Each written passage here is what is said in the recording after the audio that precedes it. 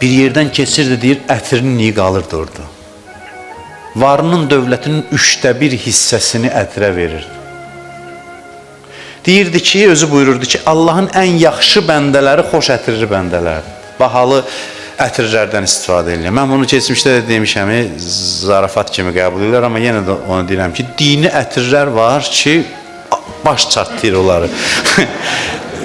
Adam üstünə vuranda baş. Dini ətir olanda nə üçünsə belə qəribə bir şeylər, nədən düzəlir bilinmir. Özü zorla əlvə də sürtürlər, hərdən.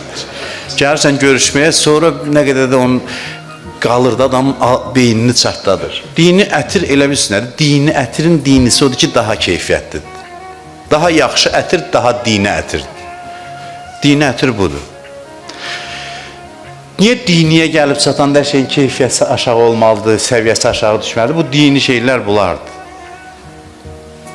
Göd yaxşı ətir al, imkanım var. Hətta Peyğəmbər deyirəm də 1/3 az deyil, xərcləyərdi ətirə. Saçına yağ sürtərdi, küçədən keçəndə. Deyir, adam zövq alardı ondan.